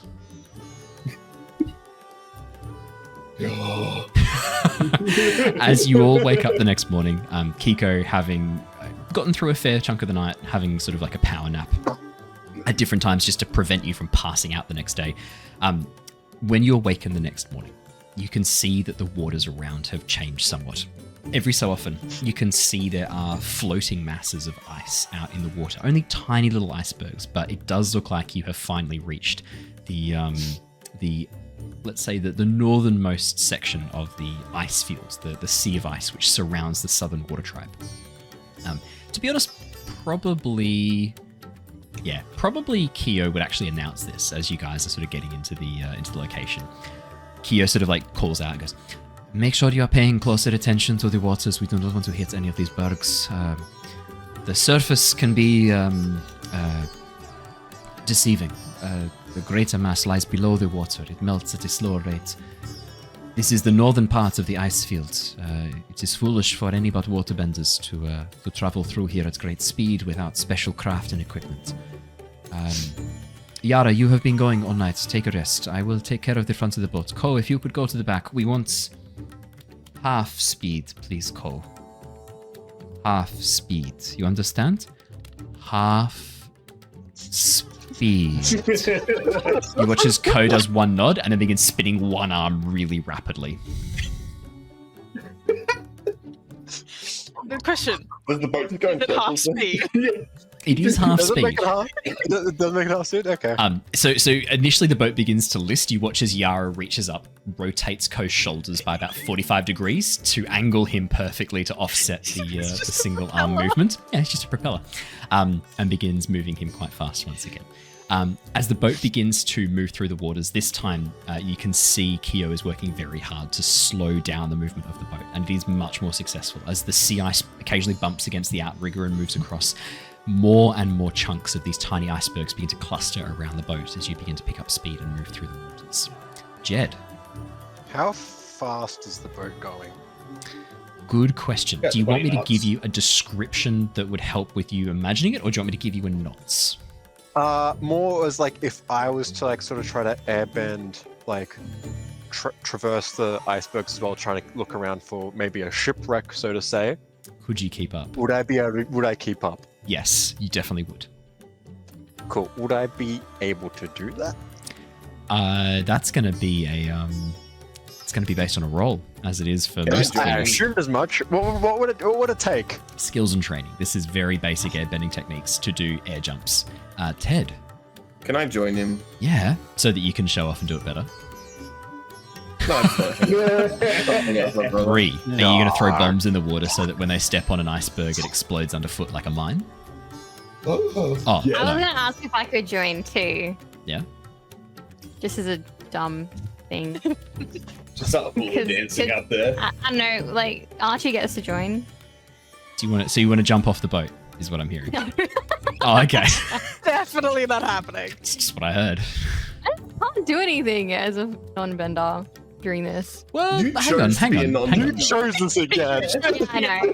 hang on. And I would like to add Oh, as wow. well, just because you're not getting off the boat doesn't mean you can't do useful things. For example, if you wanted to assess a situation to get a bit of lay of the land, if you wanted to ask any questions of Kyo, I mean, you know for a fact that Kyo was out looking for these boats earlier. Yara told you as much. Probably some useful information there you might be able to glean.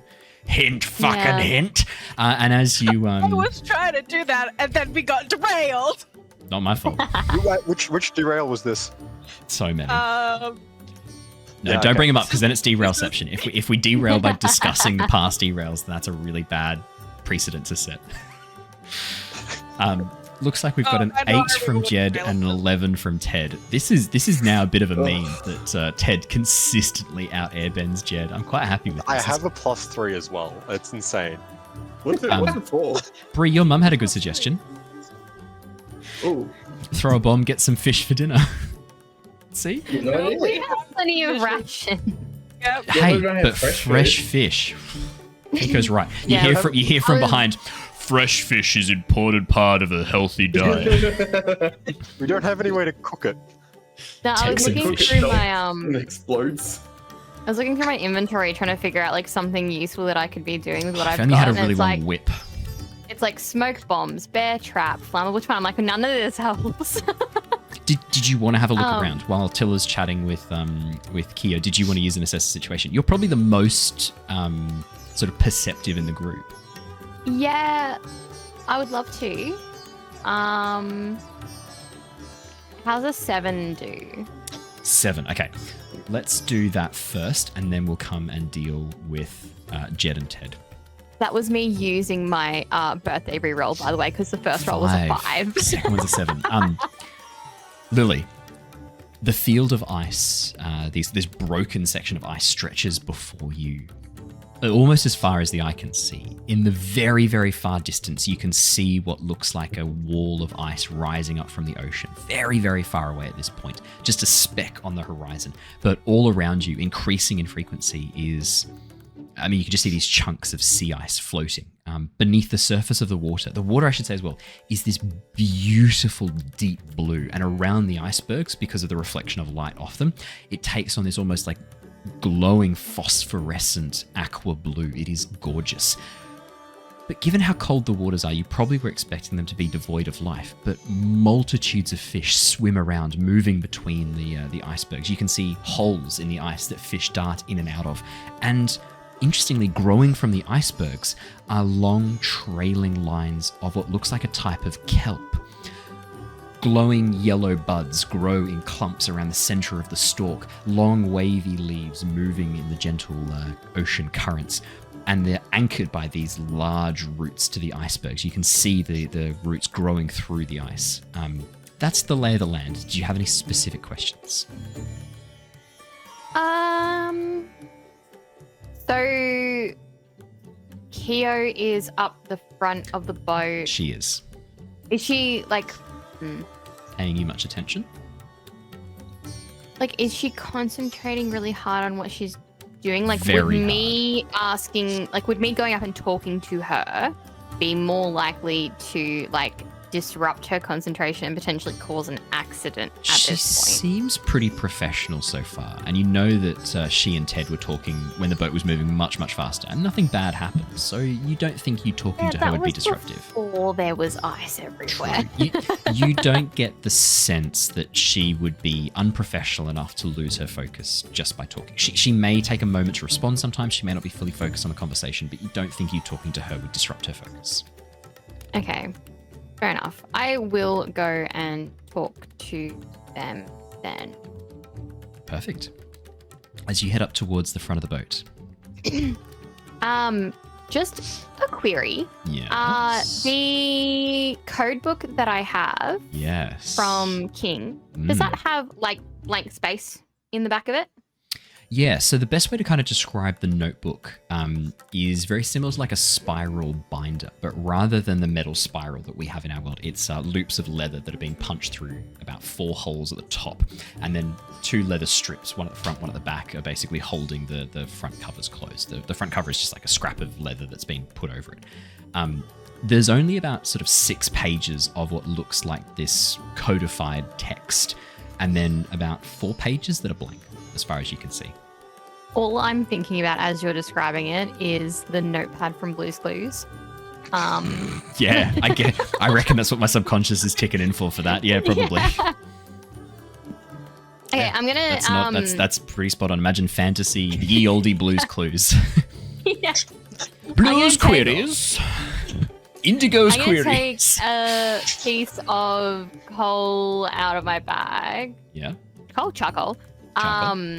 Not coal. Sorry, Rung's wrong. not with you. And I'm just gonna flip Not proper to- Waiwowo coal, unfortunately. The actual ability of that coal to provide legible text is inferior to what you'd find in the mines of Waiwowo. You could even burn that paper as well after that one. Just tell you what, mate. Wouldn't lie. As a rift in time opens and these words drift through from the future to you. Yeah, it's like Mufasa through the clouds. But instead of remember who you are, it's That coal is inferior.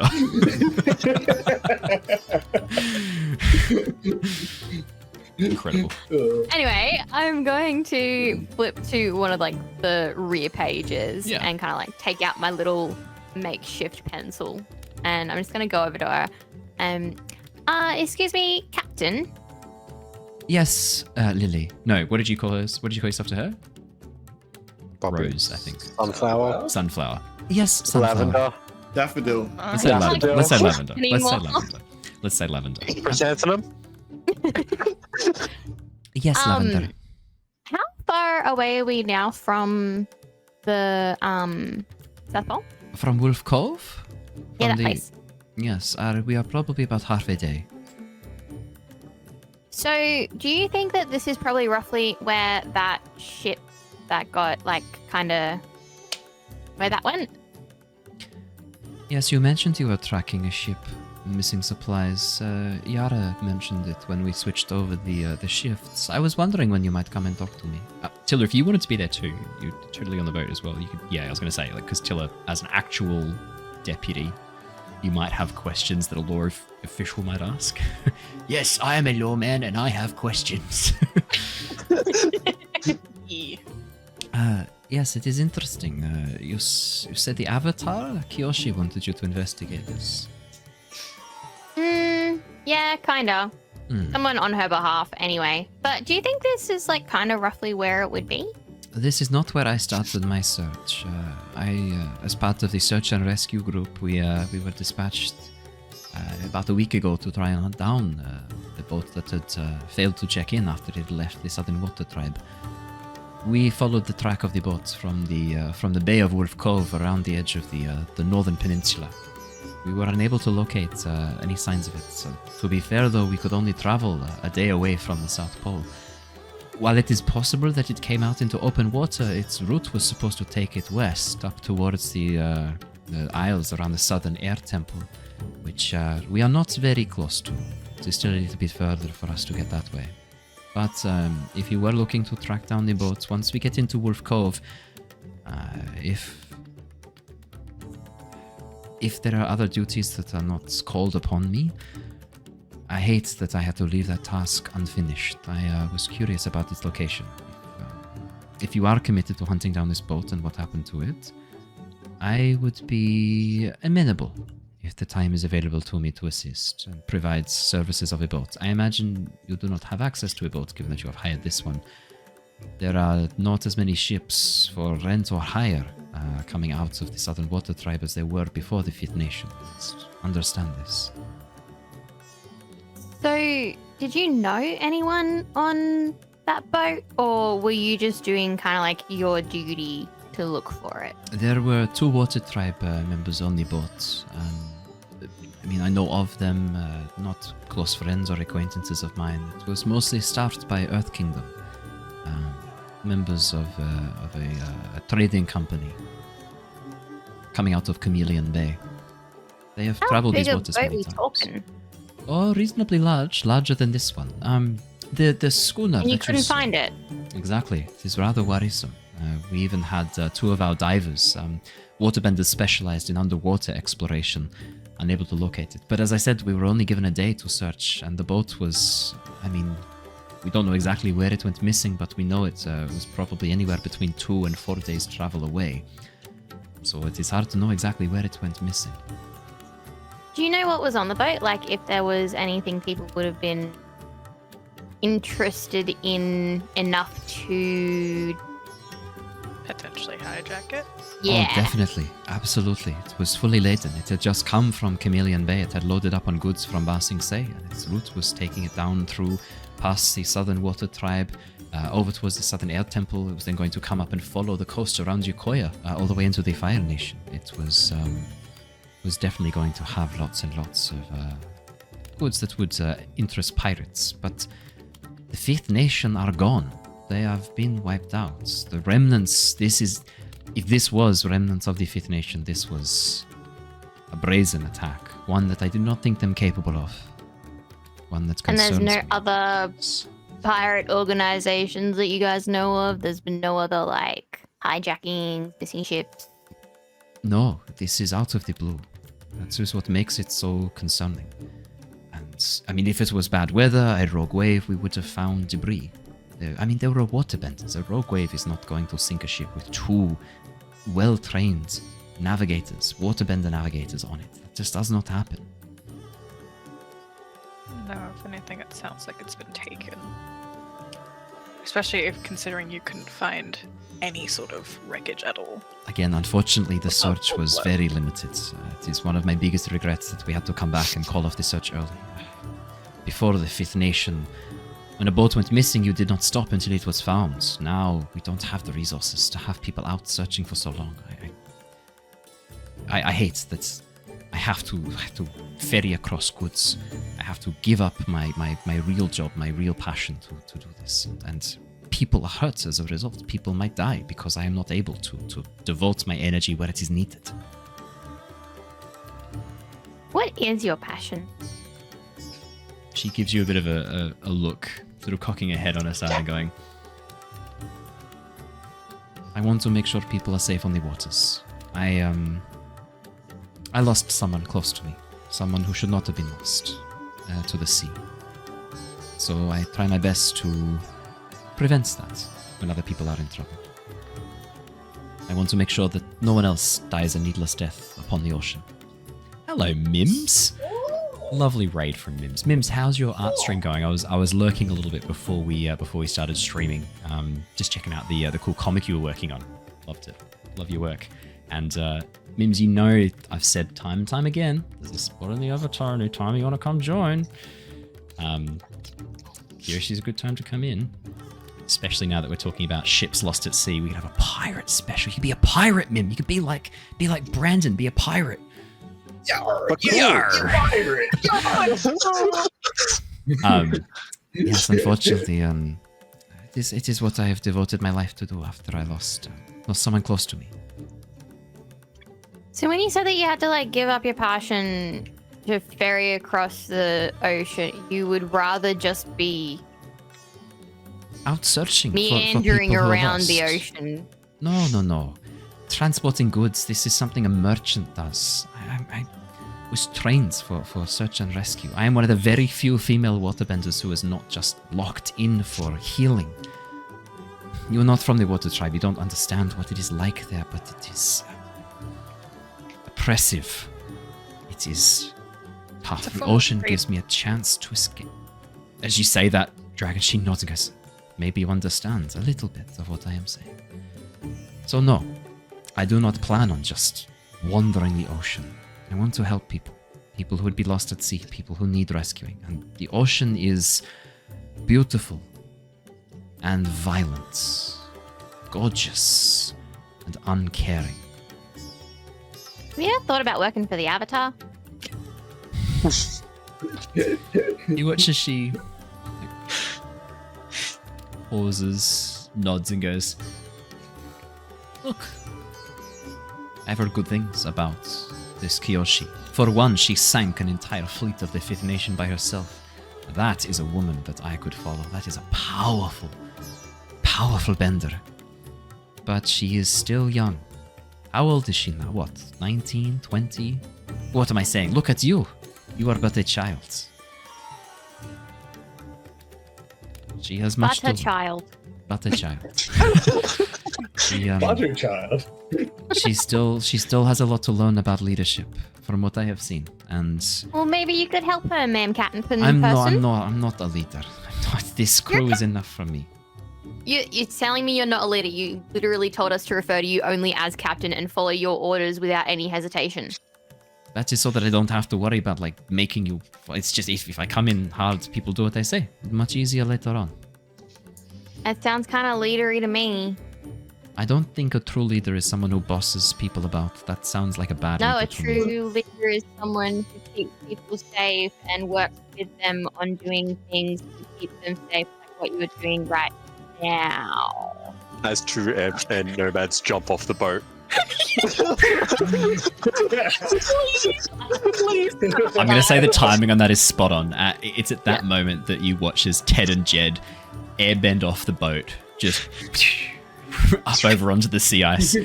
As she sort of like pauses and watches them go, she goes, "It is going so well for me."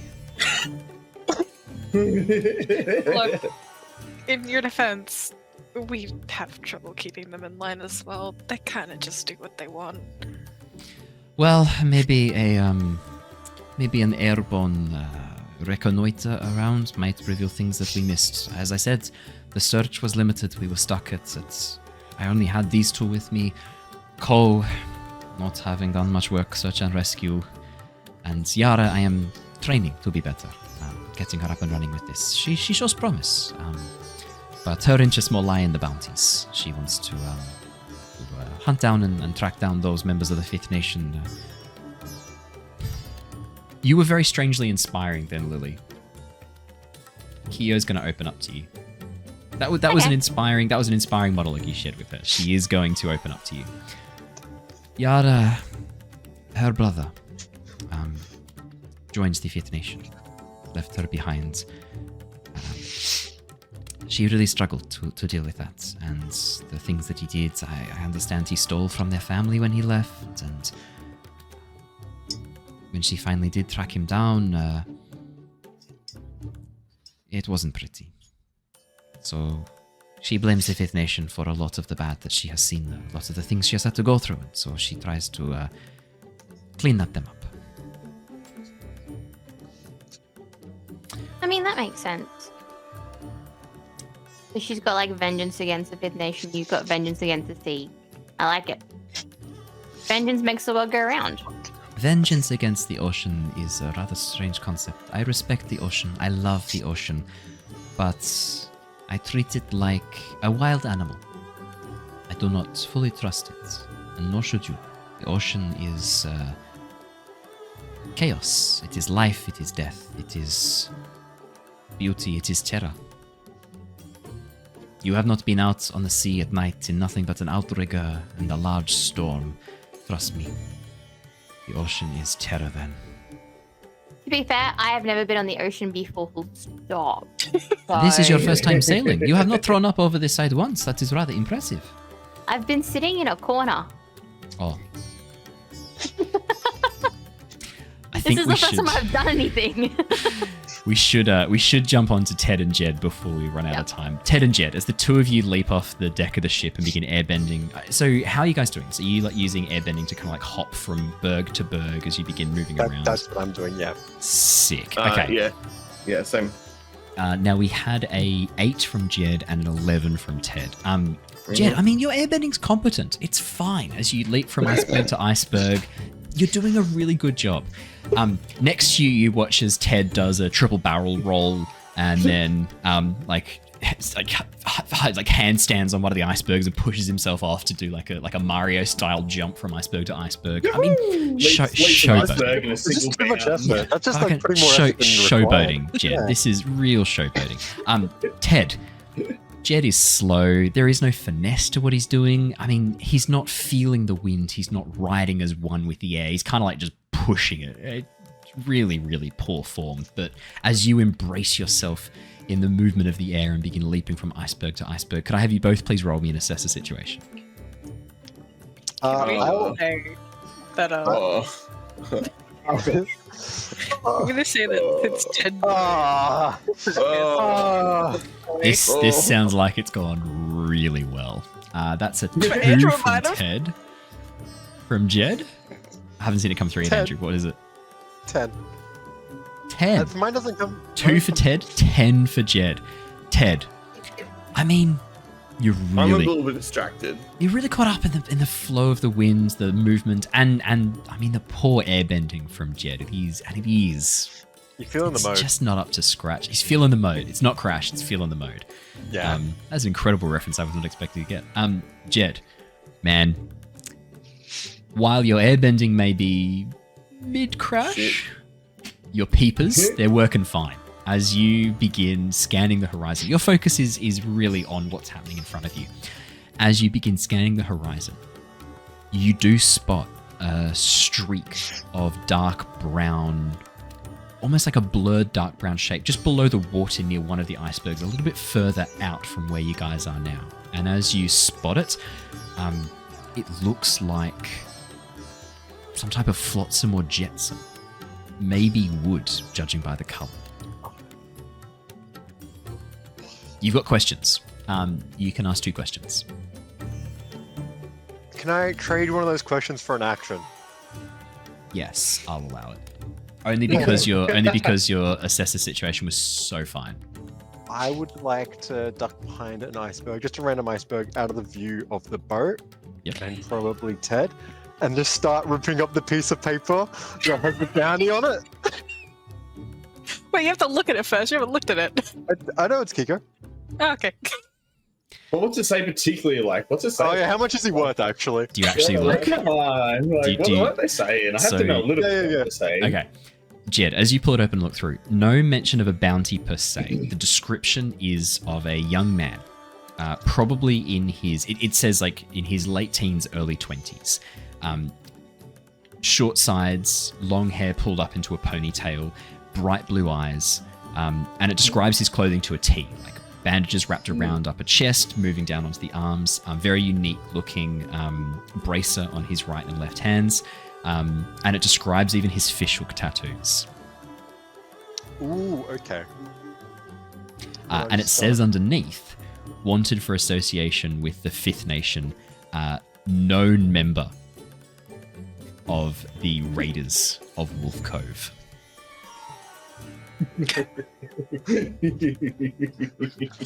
Rip As that you- bad boy open. As you I've built tear the tiny description into pieces. pieces and cast them into the wind, or just dunk Oh, them no, underwater. just like throw them in like water, then I'll get like a piece of food out of my pocket, and, like sprinkle it over. Are you hoping fish are going to eat it? No, not Better really. than nothing. Because they do. As you sprinkle a bit of like Oh. torn up bread into the water along with these sections of torn up paper, you watch as these very large, bulbous looking headed fish. Imagine the head of a bulldog with a long fishy body. Yeah. It's nightmare fuel time.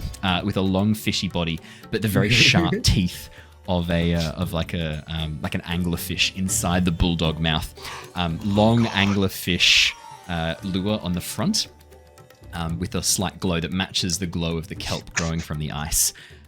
Instead of front fins, they've got the little front paws of a bulldog. You're welcome. Oh god! You're welcome. Oh god! It's been a while since I described a horrific creature that'll haunt Is your it fully nightmares. scaly? I'm going to say Oh, it'd have to be, yes, right? it has to be. I did notice someone earlier. What? I noticed someone in chat earlier said something about like a prey mantis ray or something like that. They made that mention. I'm like, that's terrifying. Now we got another terrifying image in my head tonight. Okay, my question then will be: is there a safe route for our boat to get there? Yeah, absolutely. So this part of the sea ice isn't compacted yet. You can see that there are gaps between the icebergs the boat could definitely sail through. 100%. Would I be able to navigate? Yeah. No, not navigate, but direct. Yeah, 100%. Yeah, absolutely. Then I'll- Easily. Then I'll head back to the boat and inform Key? Brilliant. Here. Key? Captain Key? Captain Keys! As Captain Keys, you watch as this like bulbous form with long spin leg pulls itself out and grabs onto Captain Keys' chest. What have I done? Yeah. As you direct the boat over, in the interest of expediency, as you direct the boat over, it is indeed a large section of wood floating in the ocean. It looks like it is. So I should say, large section of wood. It is 3 planks of wood still stuck together with part of the bracing beam. As you examine the wood, you can see shards of what look like this clear crystal sticking out of the sides of it. Sections of this fragmented, very thin, clear crystal. And as you sort of get a bit closer and pull it up out of the water, you realize these fragments are shards of glass digging almost completely through the planks of wood. And that is where we're going to wrap up for tonight on that little mystery. Thank you so much for joining us, everybody. It has been wonderful having you here for another episode of The Legacy of Kyoshi. We will be back next time with hopefully the answers to that little mystery. In the meantime, if you are watching this on Twitch and you missed part of the episode, got some great news. They're all up on YouTube. I'll have this episode up on YouTube in the next day or so after I've edited it down. If you're a member, you get access to all these videos early. You slide dogs. You get to watch these 24 to 48 hours early. So good on you, you legends. If you're a podcast listener and listening on YouTube, if you could give us a like or a comment or a rating, whatever it is that the system allows you to do, it really helps us out. And as well, if you've got a chance to, or you've got some time on your hands, check out the Disco Elysium playthrough on YouTube. It's been a lot of fun to play. It's a really, really fun game, and I think I've captured Harry's voice, at least how I imagine it in mind when I've been voicing his sections. Everybody on Twitch, don't go anywhere. Oh yeah, sorry, Brandon, you were gonna say? Can you give us your best Harry Devoir? You Like, want me to but just from take the- off my hat right here on the sea ice? Yeah, Happy of that. Kim, Very happy. what if I did it? Give me, I want that jacket. Yeah, exactly. If you're watching on Twitch, don't go anywhere. We're going to go and raid one of our lovely friends of the stream, just like Mims and her crew came in and raided before. Who of our lovely friends are up and about tonight? It looks like none of our usual lovely people are raiding, but that's okay. We're going to go and raid another lovely group. Let's go and raid Lucky Red Sparrow. They sound like they're having a lot of fun. Looks like they're doing a Q&A session for their D&D. Let's go and give them some love. And they've only been up for 48 minutes, which means they're unlikely to be finishing straight away, unlike the last time I did it. So let's get that raid across. Thank you so much for joining us, everybody. Stay safe, stay well, and we will see you all again really, really soon. But until next time, goodbye. Farewell. Thank you. Oh no, the red didn't go across.